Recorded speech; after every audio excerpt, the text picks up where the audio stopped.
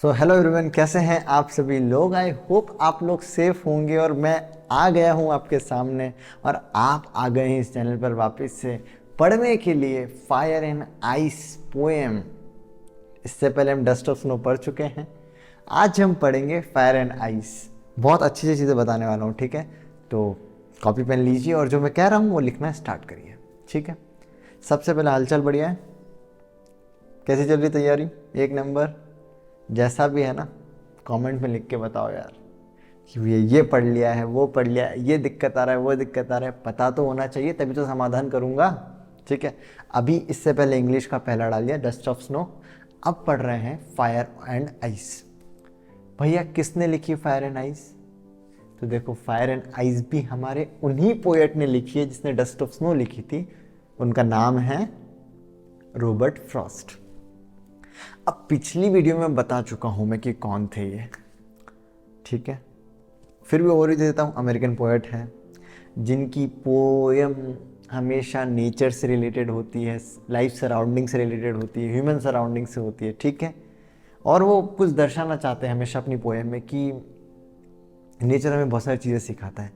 पिछली बार जो dust of snow, उसमें क्या था, नेचर के पास हीलिंग पावर होती है। हमारे दुख दर्द सब वो हील कर लेता है ना। लोग कहते हैं ना कि कुछ भी प्रॉब्लम हो रहा है, शांति वातावरण में जाके बैठ जाओ। उसी तरीके से नाउ इन दिस पोएम थोड़ा सा डिफरेंट व्यू है। पोएट ने इस पर्टिकुलर पोएम में दो व्यू अपने दिखाए हैं, ठीक है। हम पोएम पढ़ेंगे, बेशक पढ़ेंगे, पर उससे पहले मैं आपको ओवरव्यू दूंगा कि क्या है इस पूरी पोएम में, जिसको हम समरी कहते हैं, ठीक है। तो फायर एंड आइस हिंदी में समझे तो आग और बर्फ, ठीक है। ये कह सकते हैं एक नेचुरल फिनोमिनन है, करेक्ट। आग भी एक नेचर का ही है हिस्सा, बर्फ़ भी एक नेचर का हिस्सा है। अगर आग की बात करें तो हम अभी ठंड में भी आग जलाते हैं, बर्फ़ भी होती है। अगर दूसरी एरिया में देखें जैसे उत्तराखंड में, तो बहुत बर्फ़ है वहाँ पे, करेक्ट। अब मैं आपको वहाँ नहीं लेके जा रहा हूँ, पर मैं आपको समझा रहा हूँ, ये दो ऐसे नेचर के फिनोमिनन हैं, ठीक है। पोएट हमें इस पर्टिकुलर, या फिर चलिए ऐसे समझिए कि पूरी जो पोएम है ये सिंबलिक इन नेचर है, मतलब कंपैरिजन वाइज चल रहा है इसके अंदर सब कुछ, ठीक है। आग को किसी से कंपेयर करा गया है, बर्फ को किसी से कंपेयर करा गया है, और पोएट बताना चाहते हैं कि दोनों ही चीज़ अगर एक्सट्रीम लेवल पर होगी तो वो हमारे अर्थ को डिस्ट्रॉय करने की ताकत रखती है, ठीक है, पूरा डिस्ट्रॉय करने की। आग को यहाँ कंपैरिजन किया गया है अपने डिज़ायर के साथ, ठीक है। डिज़ायर को कैसे समझ सकते हैं? इच्छा है, ठीक है। हमारी इच्छा होती ना, मेरी इच्छा है कि मैं IAS ऑफिसर बनूं, मेरी इच्छा है कि 96% आए, मेरी इच्छा 98% आए। वो आग से कंपैरिजन है, ठीक है। जो बर्फ़ से है ना, वो है नफ़रत का कंपैरिजन, ठीक है। अब मैं आपको डिटेल में बताऊंगा कि पोएट कहना क्या चाहते हैं, पर अभी सिर्फ एक लाइन के लिए समझिए कि आग का कंपैरिजन करा है डिज़ायर्स के साथ, इच्छाओं के साथ। बर्फ़ का जो है दैट इज़ आइस, उसका कंपैरिजन किया गया है अपना नफ़रत के साथ।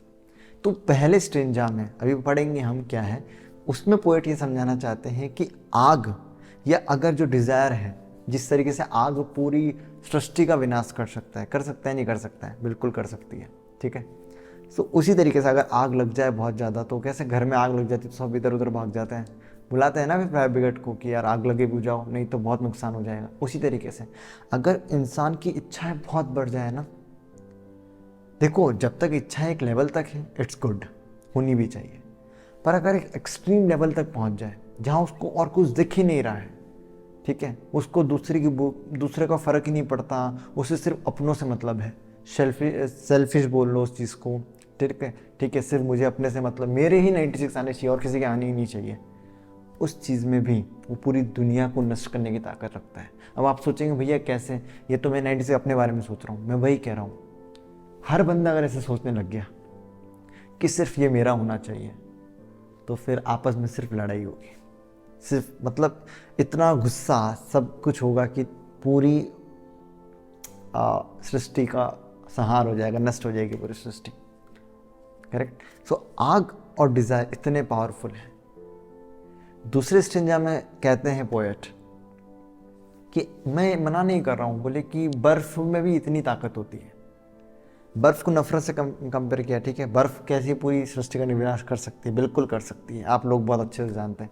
उसी तरीके से अगर हम नफरत करने लग जाएंगे हर व्यक्ति के साथ, मान लो मैं आपसे नफरत कर रहा हूँ, मान लेते हैं एग्जाम्पल के तौर पर, ठीक है, तो क्या मैं ये चीज़ आपको पढ़ा रहा होता? नहीं।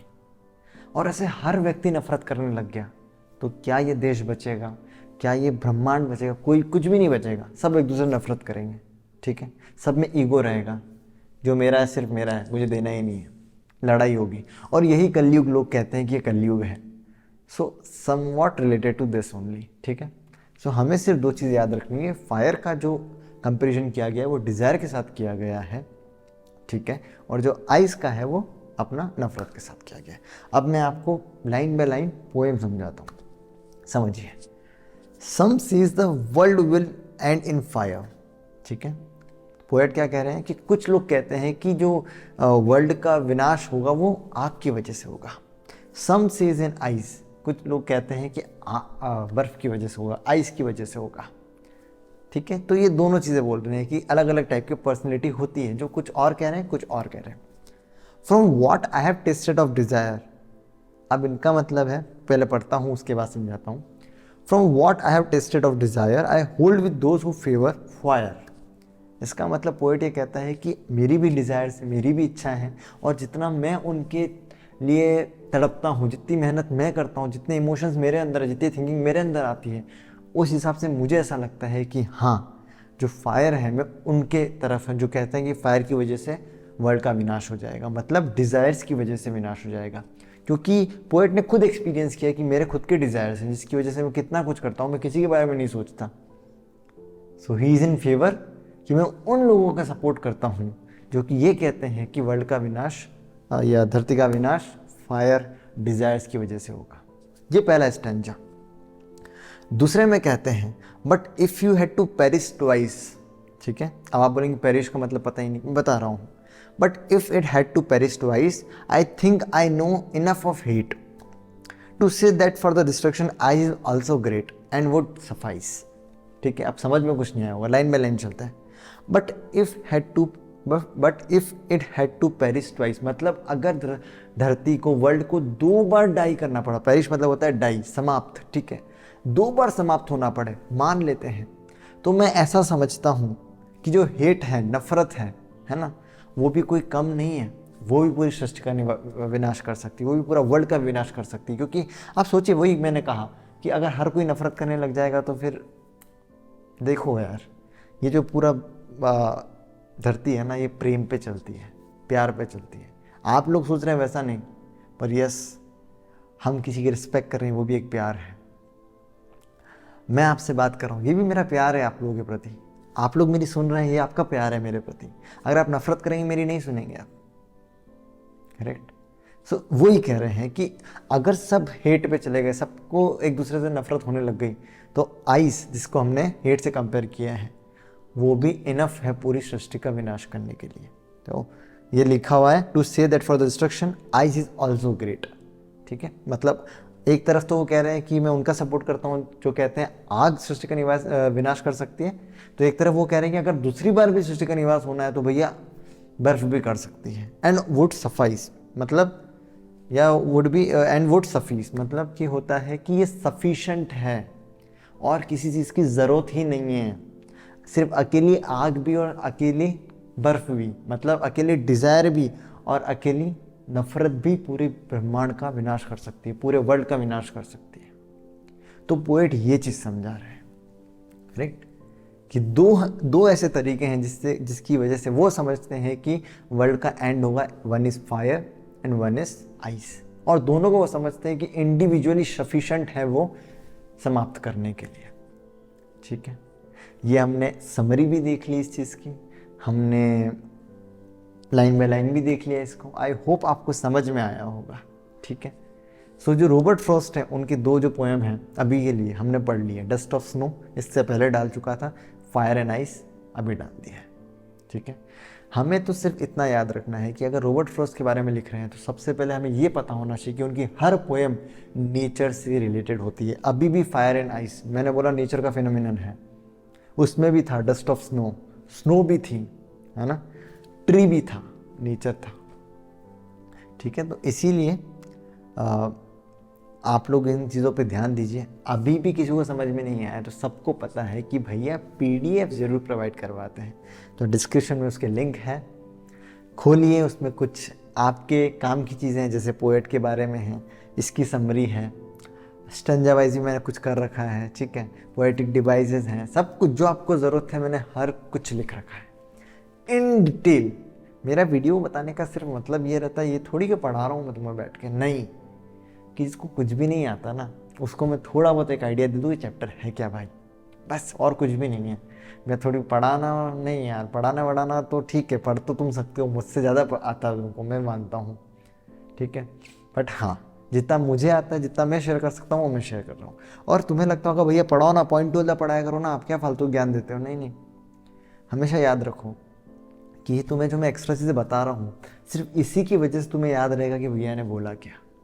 विश्वास मानिए कभी भी, जो मैं कहता हूँ ना कि इसने ऐसा बोल दिया, इसने ऐसा बोल दिया, क्यों, कि तुम्हें याद रहे वो चीज़ें, ठीक है। सो आई होप आपको ये दोनों पोएम अभी तक समझ में आ गई होगी। इफ़ नॉट, डिस्क्रिप्शन में लिंक है, आप समरी पढ़ लीजिए।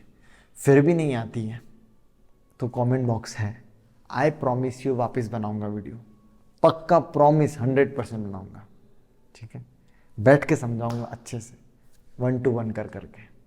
पर कुछ दिक्कत हो तो ज़रूर बताना यार, कमेंट बॉक्स आपके लिए है, नहीं है तो इंस्टाग्राम पे मैसेज कर दो भाई, वहाँ बता दूंगा। वो भी नहीं हो रहा है, मेल आईडी है ना आप लोगों के पास, डिस्क्रिप्शन में भी है, लिख दो।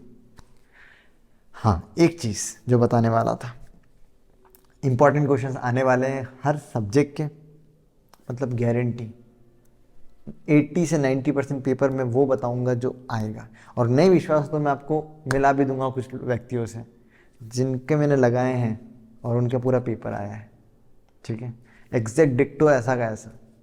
अब कैसे आता है ये थोड़ा सा मैं क्या ऊपर वाले को विश्वास करता हूँ और उस वजह से मैं लगा भी देता हूँ और आ भी जाता है उनकी कृपा से, ठीक है। विश्वास की बात है, सिर्फ विश्वास होना चाहिए, ठीक है। सो इसी के साथ हम इस वीडियो को समाप्त करते हैं यार। आप पढ़ाई करते रहिए, मैंने थोड़ा ज़्यादा समय ले लिया आपका, पर अच्छी लगा आपसे बात कर कर, और वीडियो देखते रहिए, पढ़ते रहिए। कोई दिक्कत हो तो ज़रूर मुझे बताइए। मिलते हैं आपसे अगली वीडियो में, till then have a good day, tata bye bye, take care.